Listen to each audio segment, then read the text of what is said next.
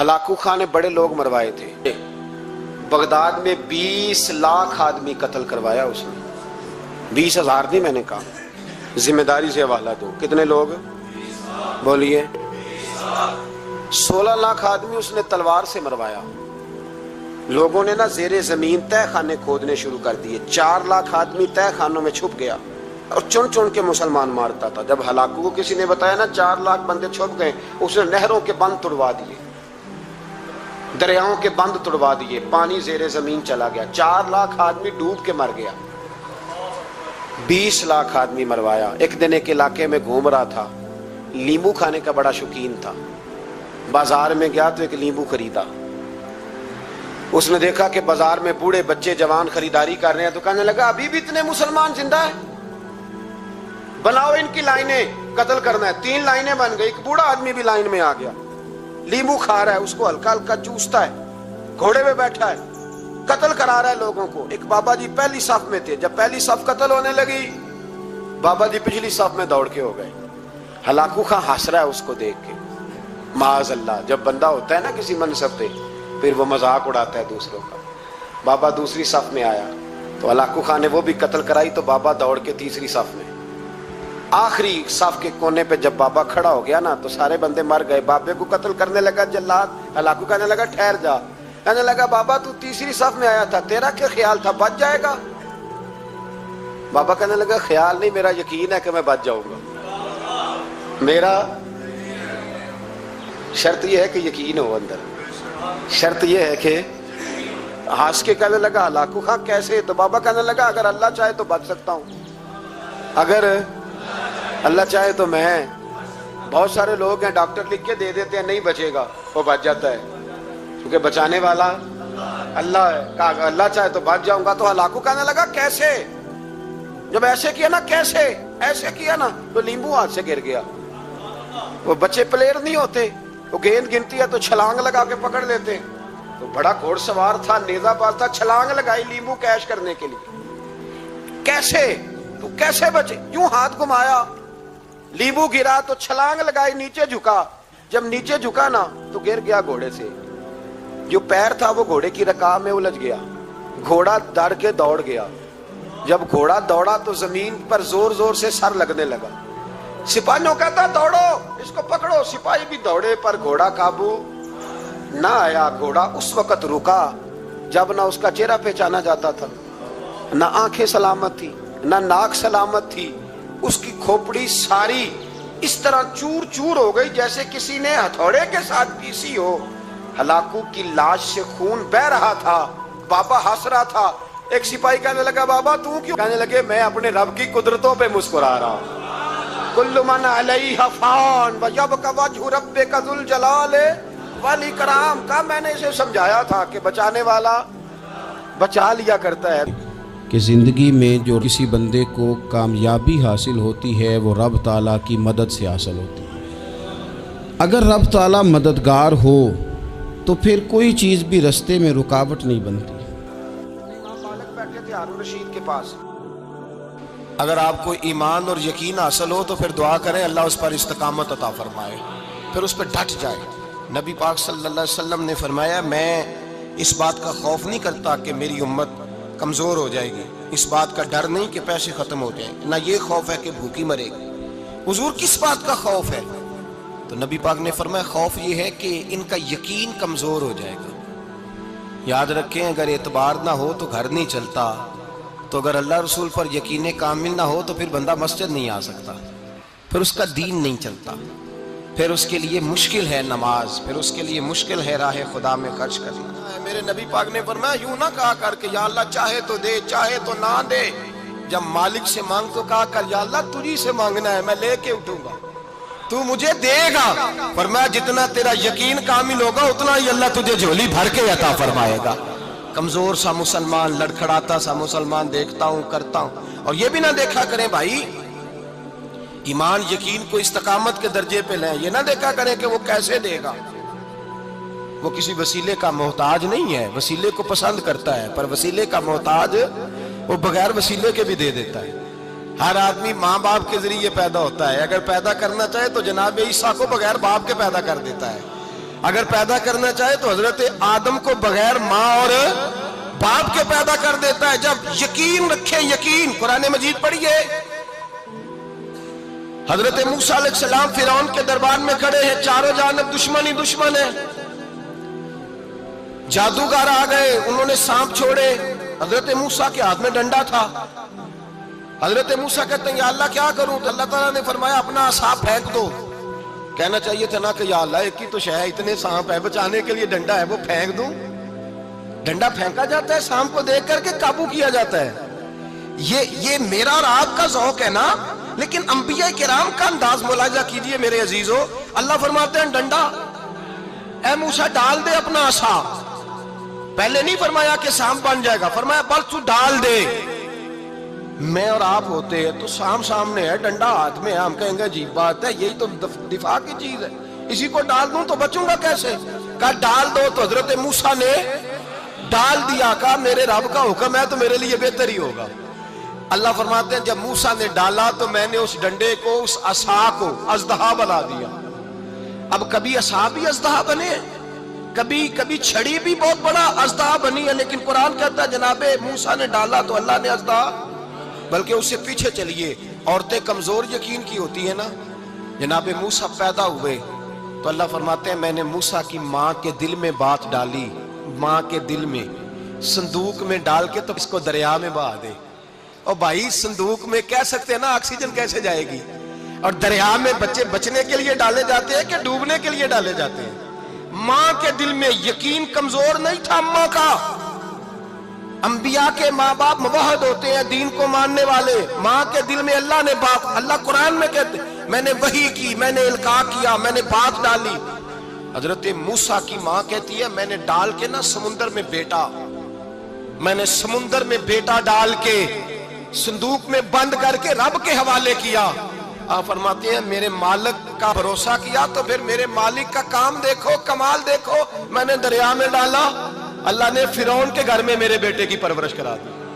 یہ یقین کہ حضرت موسیٰ کے پاس قوم آئی, قرآن پڑھیے. کہا جناب پانی چاہیے. وَإِذِ اسْتَسْقَىٰ مُوسَىٰ لِقَوْمِهِ, موسیٰ نے اپنی قوم کے لیے پانی مانگا. ہم نے کہا فَانْفَجَرَتْ مِنْهُ اثْنَتَا عَشَرَةَ عَيْنًا, اپنا ڈنڈا پتھر پہ مارو. عقل والا آدمی ہوتا تو اڑ جاتا, کہتا یا اللہ پتھروں سے بھی کبھی پانی نکلا ہے. اضرب بعصاک الحجر, مارو پتھر پہ ڈنڈا. اللہ کے نبی نے منٹ نہیں لگایا, ٹھا کر کے ڈنڈا لگایا. فَانْفَجَرَتْ مِنْهُ اثْنَتَا عَشَرَةَ عَيْنًا. اللہ فرماتے ہیں جناب موسیٰ نے ایک عصا مارا, میں نے 12 چشمے جاری کر دیے. تو لے تو اللہ کرتا ہے, اللہ کہتا ہے پڑھ نماز روزی دوں گا, کہتا ہے سوچتا ہوں. اللہ فرماتے ہیں آجا مسجد میں تیرا ہو جاؤں گا, کہتا ہے دیکھتا ہوں. رب فرماتا ہے تو میرے محبوب کی غلامی کر, میں تجھے محبوب بنا لوں گا.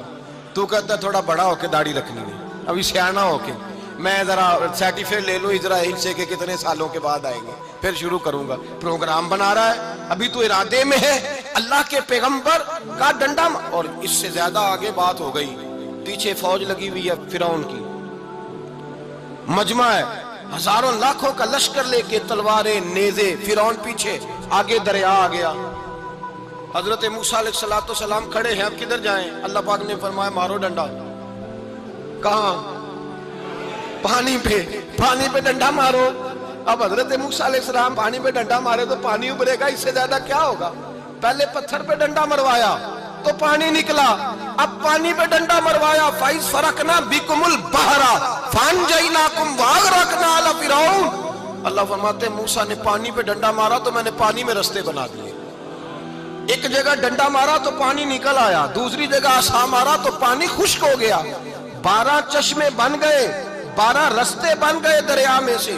حضرت موسیٰ علیہ السلام گزر گئے, اور اللہ فرماتے ہیں فرعون بھی آیا تو اسے میں نے غرق کر دیا, اور وہ کھڑا دیکھتا ہی رہ گیا کہ بنا کیا ہے.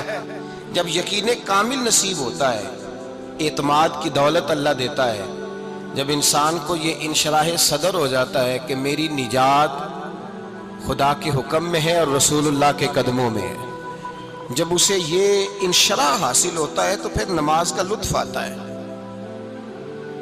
غور کیجئے کیا جملہ کہہ دیا میں نے. پھر اسے نماز کا پھر اسے نماز بوجھ نہیں, بلکہ نماز نہ پڑھے تو اس پر بوجھ ہوتا ہے. پھر قرآن مجید اس کی روح کا ساتھی ہو جاتا ہے. پھر عبادات، تقوی، پرہیزگاری، پھر وہ ایک سنت کے چھوٹنے پر پریشان رہتا ہے جب یقین کی دولت نصیب ہوتی ہے۔ قرآن مجید فرقان حمید نے کہا ایمان لاؤ تو پھر ایمان پہ ڈٹ جاؤ، مسلمان بنو تو پھر اسلام پر۔ پھر یہ جو کمزوری ہے نا، یہ دیکھتے ہیں، کرتے ہیں، چلتے ہیں، ابھی کل، ابھی پرسوں، بہانے، ہیلے، ابھی میں نماز شروع کرتا ہوں، دیکھتا ہوں لا الہ الا اللہ محمد الرسول اللہ صلی اللہ علیہ۔ جب کسی نے کلمہ پڑھا تو اس پر پورا دین ضروری ہے، پورا۔ اب وہ یہ نہیں کہہ سکتا کہ تھوڑا تھوڑا کر کے آؤں گا۔ یقین کی دولت نعمت ہے۔ اللہ پاک قرآن مجید میں فرماتے ہیں ان الذین قالوا ربنا اللہ ثم استقاموا، جنہوں نے کہا کہ اللہ ہمارا رب ہے اور پھر وہ اس پر ڈٹ گئے، پھر اس پر وہ کہا تو ڈٹ گئے، کھڑے ہو گئے، نہیں اللہ ہی رب ہے، اللہ ہی دینے والا، اللہ ہی مالک، اللہ ہی ہمارا رازق ہے، رب ہی ہمارا سب کچھ۔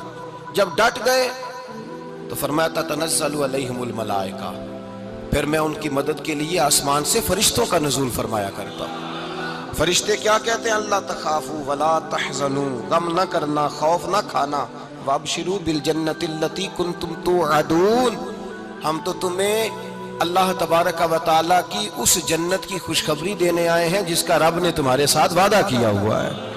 پھر فرشتوں کا نزول ہوتا ہے، لیکن شرط کیا ہے کہ ایمان لائے، اور پھر ایمان پر پھر یہ نہ سوچے کہ وہ کس طرح دے گا، وہ کیسے عطا کرے گا، وہ میری مدد کس طرح کرے گا، نظام کیسے چلے گا۔ ڈٹ جائے، ڈٹ جائے، کہے میرے اللہ کا حکم ہے تو میں نے حلال ہی کھانا ہے، میرے رب کا حکم ہے تو میں نے تھوڑے پہ گزارا کرنا ہے، میرے مالک کا حکم ہے تو میں نے اپنی جیب دیکھنی یا دوسرے کی نہیں دیکھنی، میرے رب کا حکم ہے تو میں نے اس کی اطاعت میں رہنا۔ جب ڈٹ جائے گا اللہ کے احکامات پر، جب ڈٹ جائے گا تو اللہ فرماتا ہے پھر میں تیری مدد کے لیے فرشتوں کا نزول کروں گا۔ نبی پاک صلی اللہ علیہ وسلم نے فرمایا دو دولتیں اگر کسی کو اللہ دے دے تو سمجھے اللہ نے اسے دنیا کی سب سے زیادہ دولت عطا فرما دی۔ یا رسول اللہ وہ کون کون سی چیزیں ہیں؟ فرمایا ایک جس شخص کو اللہ نے معاف کرنے کی دولت عطا کر دی، جو معاف کرنے لگ گیا، جس کی طبیعت میں درگزر آ گیا، جو معاف کرنے لگا، غلطیاں معاف کرنے لگا، جس کو ایک دولت یہ مل گئی۔ اور دوسرا میرے مصطفیٰ نے فرمایا جسے اللہ نے یقین کی دولت عطا فرما دی، جس کو یہ دو دولتیں مل جائیں، ایک درگزر کرنا، دوسرا رب رسول پہ یقین کامل رکھنا، اسے کائنات کی ہر شے مل گئی۔ میرے نبی پاک نے فرمایا جب بھی دعا مانگو خدا سے یہ دو نعمتیں مانگا کرو، عرض کیا کرو اے اللہ درگزر کی دولت عطا فرما، اے اللہ تو ہمیں یقین کی دولت عطا فرما، ایمان کی قوت اور پختگی نصیب فرما۔ میرے بھائی حضور نے فرمایا مانگ کے لو۔ کمزور ایمان والا شخص کسی کام کا نہیں ہوتا۔ جس آدمی کے ذہن میں شک کا بیج ایک دفعہ جنم لیتا ہے وہ آدمی تو غلام سے بدتر ہے۔ بے کیف سجدہ، روٹھی روٹھی سی عبادت، اس کی زندگی کیفیات سے خالی ہے۔ جس شخص کو پتہ چل جائے نا لوگ میرے مخالف ہیں، اس کا تو سجد رہتا ہی کوئی نہیں۔ اصل بات یہ ہوتی ہے کہ یہاں سوچ بیٹھا ہے کہ دنیا میرے خلاف ہے، یہاں مخالفت یہاں بیٹھ گئی ہے، دو بندے باتیں کر رہے ہیں تو پریشان ہے، میرے خلاف ہی لگے ہوئے ہیں، میری ہی بات ہو رہی ہے، کیونکہ اصل تکلیف کہاں ہے؟ اور اگر یہاں یقین کامل ہو گیا نا کہ سارے مجھ سے پیار ہی کرتے ہیں، تو پھر دو بندوں کو بات کرتا دیکھیں گے تو یہی سوچے گا میری تعریفیں کر رہے تھے، کہہ رہے تھے کیا ہی بات ہے اس کی۔ او بھائی یاد رکھیں، یہاں اپنے آپ کو اطمینان دیں، یقین کی دولت دیں، یتوکلون اپنے رب پر بھروسہ کریں۔ الذین یقیمون الصلاۃ، وہ لوگ جو نماز قائم کرنے والے ہوں، ومما رزقناہم ینفقون، اور جو ہم نے انہیں دیا ہے اس میں سے ہماری راہ میں خرچ کرنے والے ہوں۔ فرمایا جن لوگوں کے اندر یہ 5 علامتیں پائی جائیں گی اولئک ھم المؤمنون حقا، فرمایا یہ سچے مومن ہیں۔ کرتے پھریں اپنے حساب سے لوگ تشریح نکالتے پھریں کہ میرے سے اچھا مسلمان کون ہوگا، لیکن رب کا قرآن کہتا ہے اپنا محاسبہ کر کے دیکھ لو، اس کا ذکر ہو تو دل ڈرتا ہے۔ اپنا محاسبہ کر کے دیکھ لو، قرآن کی آیتیں پڑھی جائیں تو ایمان میں ترقی ہوتی ہے۔ اپنے آپ سے پوچھ لو رب پر بھروسہ کتنا ہے، اپنے آپ سے سوال کرو نماز قائم کرنے میں تمہارا معیار کیا ہے۔ یہ دیکھو کہ تم اللہ کی راہ میں خرچ کرنے کے معاملے میں کتنے سخی واقع ہوئے ہو. اگر یہ 5 باتیں پائی جاتی ہیں تو اولئک ھم المؤمنون حقا. میرا رب فرماتا ہے یہ وہ سچے مومن ہیں جنہیں رب سچا مومن فرماتا ہے. یہ اللہ کا فیصلہ ہے کہ اولئک ھم المؤمنون حقا. یہ سچے مومن ہیں, یہ سچے مومن ہیں, یہ سچے مومن ہیں. اللہ کہتا ہے یہ ہیں جو میں تمہیں بتا رہا ہوں, یہ ہیں میرے بندے, یہ سچے مومن. یا اللہ تو انہیں کیا دے گا, کیا عطا کرے گا جب تو کہہ رہا ہے کہ اولئک ھم المؤمنون حقا. یہ سچے, یہ قرآن مجید کا مزہ تو لو یار کتنا زیادہ ہے. یہ سچے مومن ہیں, یا اللہ تو کیا دے گا انہیں. فرمایا لہم درجات عند ربہم, ان کے درجے ان کے رب کے پاس ہیں. اس کا ایک معنی مفسرین نے یہ کیا ہے, یہ جو کہا نا لہم درجات عند ربہم, ان کے درجے ان کے رب کے پاس ہیں. مالک فرماتا ہے اس کا ایک معنی مفسرین نے یہ کیا, یہ تو تمہیں قیامت میں پتا چلے گا کہ رب انہیں کیا کیا عطا فرمایا. لہم درجات عند ربہم, تمہیں کیا بتائیں اللہ انہیں کیا دے گا. ان کے درجے ان کے رب کے پاس ہیں. اس نے لکھ دیا, ان کا اجر طے کر دیا, ان کا انعام ان کے لیے مالک کریم نے اپنی رحمت سے فیصلے کر دیے کرم والے. ہاں تم اگر دنیاوی طور پر دیکھنا چاہو, تم اگر سمجھنا چاہو تو فرمایا وَمَغْفِرَةٌ وَرِزْقٌ کریم.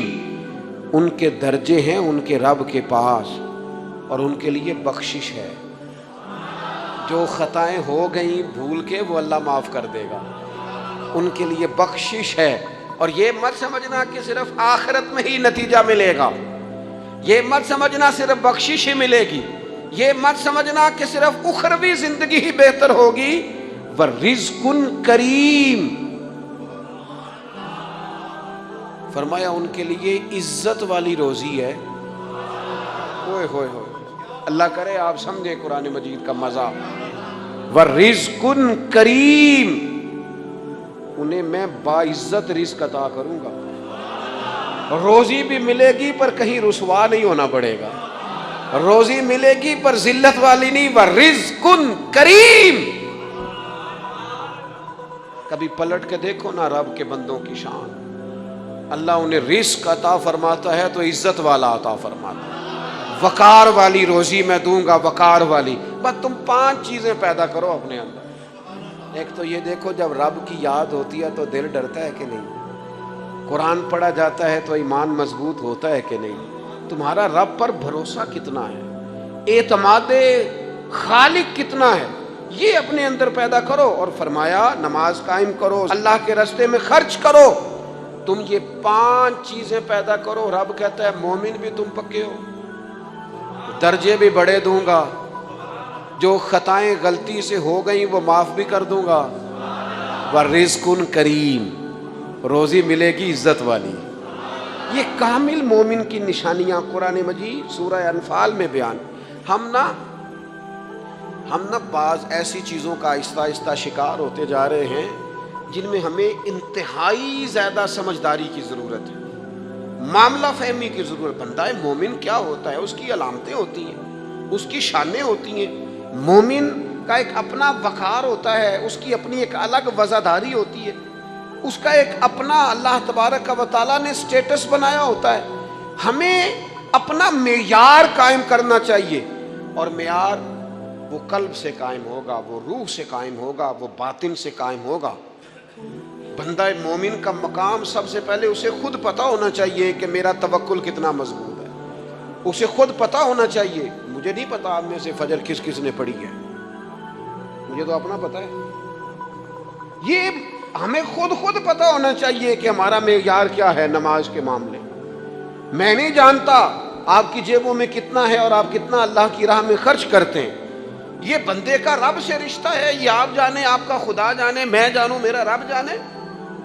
اللہ کی ذات پر بھروسہ کتنا ہے, یہ لوگوں سے نہ پوچھتے پھریں, لوگوں کو نہ بتاتے پھریں. یہ تو دل کا معاملہ, اپنے آپ سے پوچھیں, اپنے آپ کو خود اپنے سامنے کھڑا کریں, اپنا حساب خود کریں. اپنے سے کبھی کبھی سوال و جواب کریں، اپنے سے گفتگو کریں، پر کیا کریں؟ ہم ساری زندگی اپنا دنیاوی معیار ہی ٹھیک کرتے رہے، اپنے پیسوں کا حساب ہی لگاتے رہے، گھر مکان گاڑی سٹیٹس آنا جانا سلام دعا کتنی ہے، یہ ساری چیزیں جن لوگوں کی مضبوط ہیں نیند ان کی کچی ہے۔ دنیاوی سٹیٹس جتنا لوگوں کا مضبوط ہے سوچیں ان کی ٹوٹی ہوئی ہے، نظریات بکھرے ہوئے ہیں، لفظوں اور جملوں میں کمزوری ہے، باتیں جو ہیں وہ محسوس ہوتا ہے کہ ابھی تک یہ بندہ اطمینان ہی نہیں حاصل کر سکا زندگی میں، ابھی تک کوئی گفتگو پکی نہیں، کسی بات میں وزن نہیں، کسی جگہ ٹھہراؤ نہیں، کب ہوگا؟ رب کہتا ہے پہلے اپنے دل سے پوچھ، یہ ادھر ادھر کی باتوں سے تو ڈرتا ہے، یہ رب سے کتنا ڈرتا ہے؟ پتہ ہے نبی پاک علیہ السلام کے صحابہ کا سٹیٹس کیا تھا، معیار کیا تھا رب سے ڈرنے کا؟ دو چیزیں ایمان کو مضبوط کرتی ہیں، ایک رب سے ڈرنا، ایک اس کی رحمت کی امید رکھنا۔ اللہ تعالیٰ کی رحمت کی امید بھی رج کے رکھنی ہے، اور اس سے ڈرنا ہے تو پھر بھی ذرا صحیح کر کے ڈرنا ہے، کچا پکا نہیں ڈرنا۔ ڈرنے کی کہانی نہیں بنانی کہ ہو جی اللہ سے ڈر لگتا ہے، وہ ڈرنا ہے۔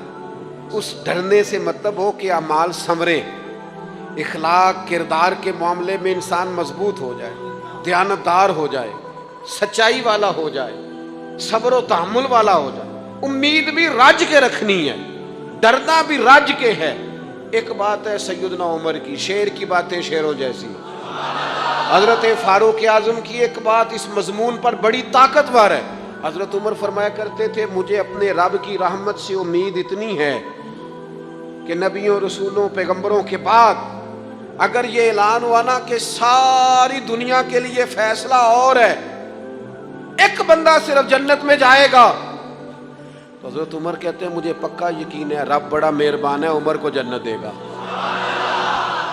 یہ میری امید ہے اپنے مالک سے، وہ بڑا کریم ہے، مجھے پتا ہے میرے اوپر بڑی رحمت کرتا ہے، مجھ سے میرا مالک بڑا پیار کرتا ہے، اس نے کہنا چل تو کمزور ہے سب سے، تو جنت میں جانا۔ فرمایا جو بغیر حساب کے ایک جنت میں جائے گا، لگتا ہے میرے اوپر کرم کرے گا میں جاؤں گا، لیکن حضرت عمر کہتے ہیں مجھے ڈر اتنا لگتا ہے، اس لیے کہ جتنا کریم ہے نا اتنا بے نیاز بھی ہے، تے بے پرواہ نال یاری لا کے پیندے نے دکھ سہنے۔ کہتے ہیں اس کی بے پرواہی سے اتنا ڈرتا ہوں کہ اگر قیامت میں اعلان ہوا نا سب جنت میں چلے گئے، ایک رکے اس کا حساب سخت ہے، اس سے باز پرس کرنی ہے، استفسار کرنا ہے، ایک رکے۔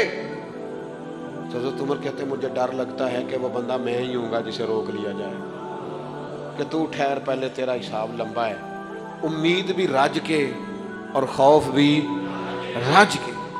کچھ لوگ صرف خوف کا شکار ہیں، وہ بھی ٹھیک نہیں، کچھ نری امید ہی امید کی بات کرتے ہیں، ڈرتے نہیں۔ الایمان بین الخوف والرجاء، ایمان خوف اور امید کی درمیانی کیفیت کا نام۔ اپنے آپ کو دیکھیں، اپنے اوپر غور کریں، اپنے دل کا معیار چیک کریں۔ بندہ مومن کی کچھ علامتیں ہوتی ہیں، اس کی کچھ شانیں ہوتی ہیں، ان شانوں پر غور کریں۔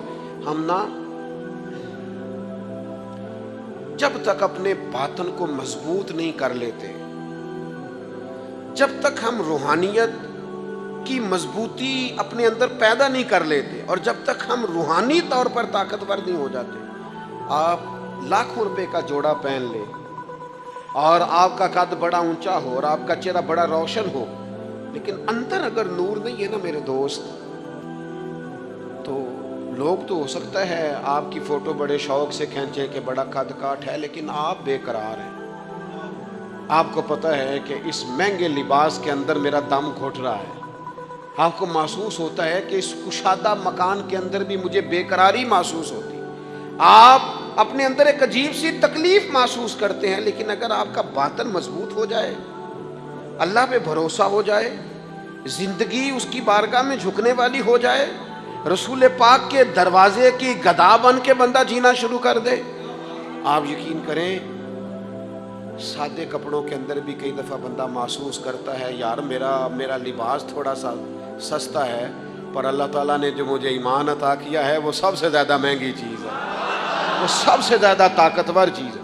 اپنے باطن میں خاص خصوصیات پیدا کریں، اپنے آپ کو ٹائم دیں، اپنی قلبی کیفیات پر زیادہ توجہ کریں. زیادہ مجھے فوٹو شوٹو کھینچنے کا زیادہ تجربہ نہیں ہے، مصروفیات زیادہ رہیں تو میں اس طرف نہیں آ سکا.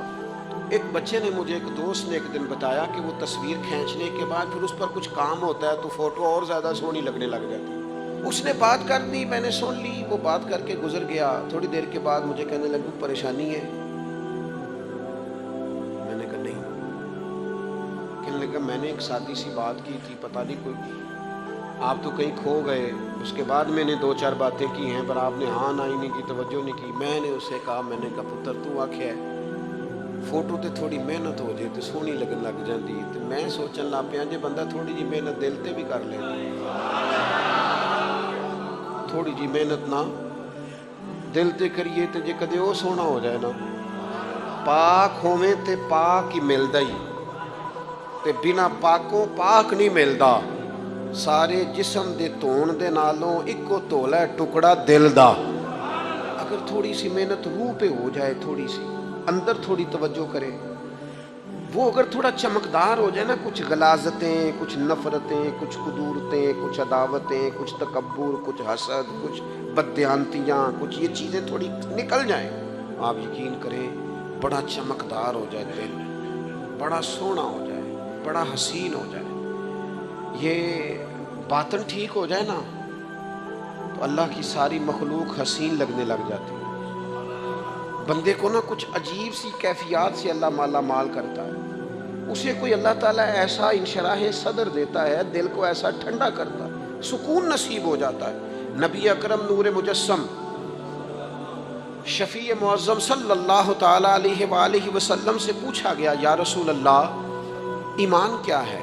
ایک کیفیت کا نام ہے نا. ایمان کی صورت تو نہیں ہوتی، ایمان کا روپ تو نہیں ہوتا، وہ مجسم شکل میں تو نہیں ہوتا، ایک باطنی کیفیت ہے نا. یا رسول اللہ صلی اللہ تعالیٰ علیہ وسلم آپ سب سے اعلیٰ، اس کا معیار آپ ہی جانتے، کریم بتا دیجئے، بندہ نوازی فرمائیے ایمان کیا ہے؟ تو نبی اکرم صلی اللہ تعالیٰ علیہ وسلم نے فرمایا، جب تمہاری نیکی تمہیں خوش کرنے لگے اور جب تمہارا گناہ تمہیں غمگین کرنے لگے تو مطلب یہ ہے کہ تم مومن ہو.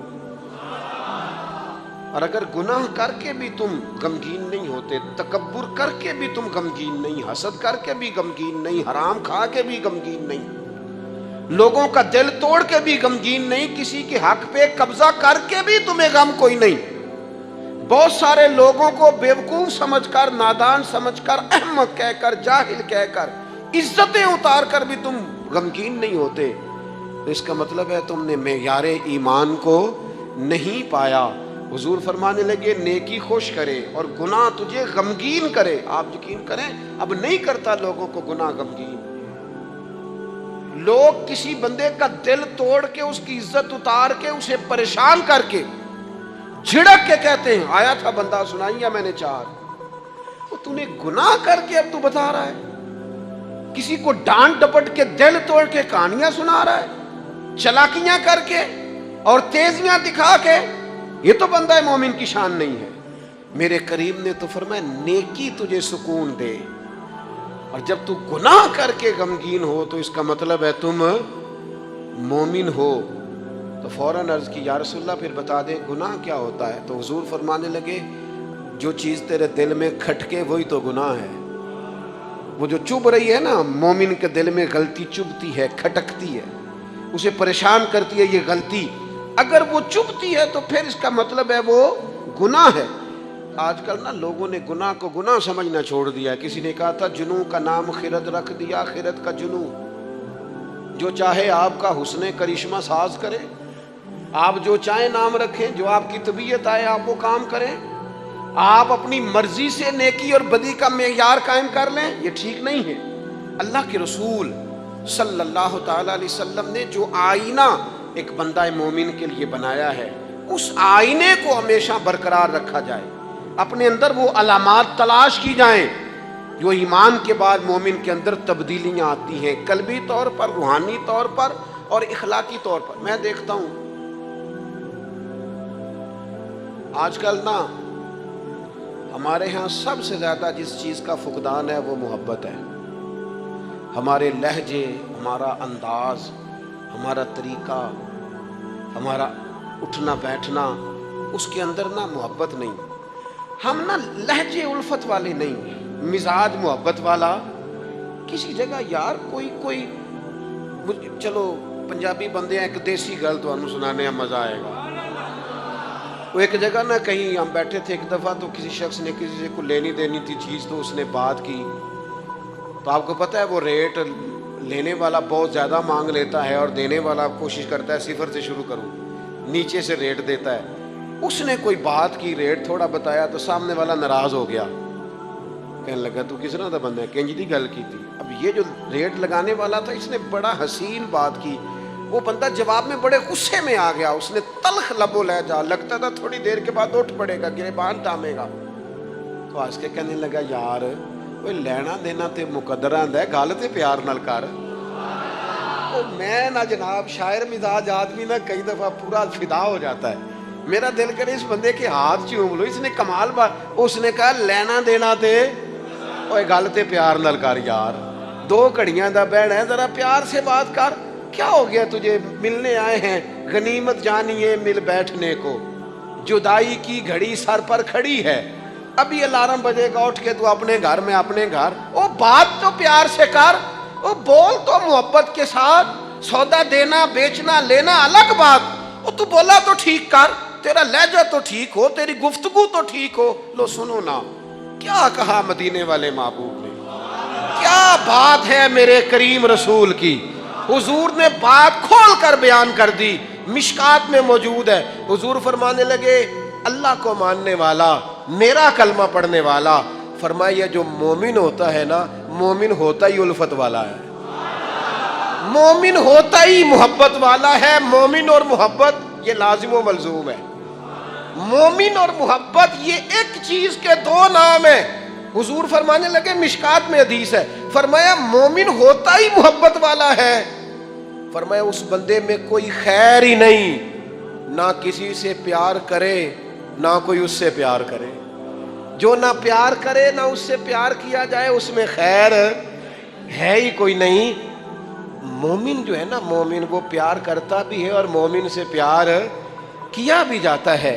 اپنی زندگی کو تلخی، مومن کی شان نہیں تلخ تلخ رہنا، ناراض رہنا، بے چین سا رہنا، ہر وقت شکوے کرنے، ناراض وقت گزارنا، ہر وقت کوئی نہ کوئی اعتراض کا دروازہ کھول کے رکھنا، ہر وقت کوئی نیا شکوہ، کوئی نئی بات کھول کے رکھنا. اس سے نکل آؤ یار. پیار جو ہوتا ہے نا وہ دنیا کو سنوار دیتا ہے.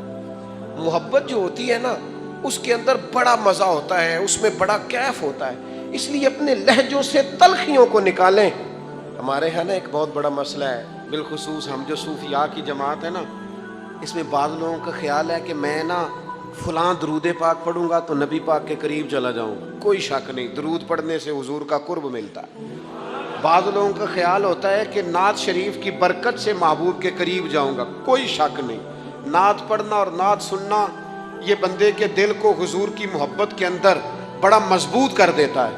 کچھ لوگوں کا معیار ہوتا ہے کہ میں اتنے وظائف اس ٹائم میں مکمل کروں گا تو میں نبی پاک کے قریب جاؤں گا. تو حضور نے تو خود بتا دیا میرے قریب کون ہے. درود پاک پڑھنے والے کو بھی قریب بیان کیا حضور نے. جہاد کرنے والا، عبادت کرنے والا، ریاضت کرنے والا، دین کی خدمت کرنے والا، یہ سب حضور کے قریب ہے.